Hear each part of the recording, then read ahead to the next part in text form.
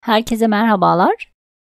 Elif'in mutfağından tam kıvam tam ölçü fırında şeftali reçeli tarifi. 1,5 kilo kadar şeftaliyi güzelce yıkadım ve kabuklarını domates soyacağı ile kolayca soydum. Gördüğünüz gibi incecik ve kolayca soyuluyor bu şekilde. Daha sonra reçelimizi pişireceğimiz büyük boy dikdörtgen borcamın içerisine şeftalileri aldım. Kök kısmını çıkartalım ve dilimler halinde doğrayalım. Ben bu şekilde doğramak istedim. Sizler isterseniz daha küçük parçalar halinde de doğrayabilirsiniz. Üzerine 6 su bardağı yani 900 gram şeker ekleyelim. Şekeri şeftalilerin üzerine gelecek şekilde serpiştirelim.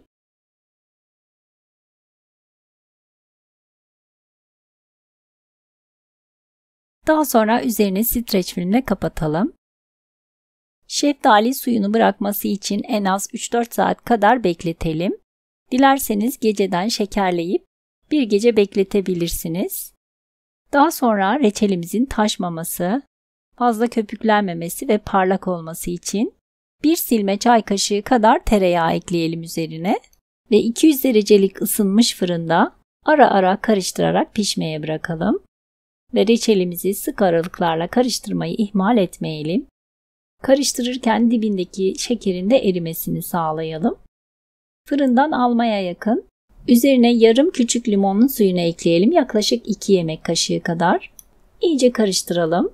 Reçelimiz kıvam alana kadar pişirmeye devam edelim.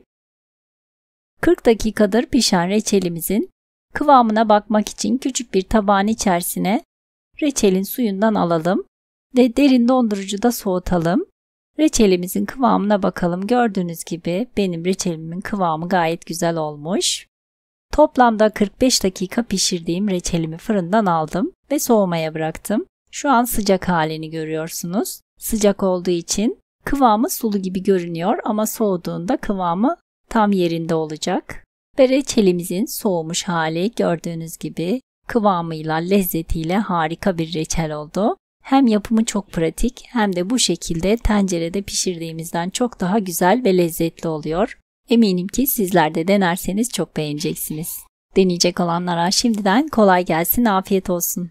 Videomu buraya kadar izleyip beğendiyseniz beğeni, yorum ve paylaşımlarınızla bana destek olabilirsiniz. İzlediğiniz için ve ilginiz için teşekkürler.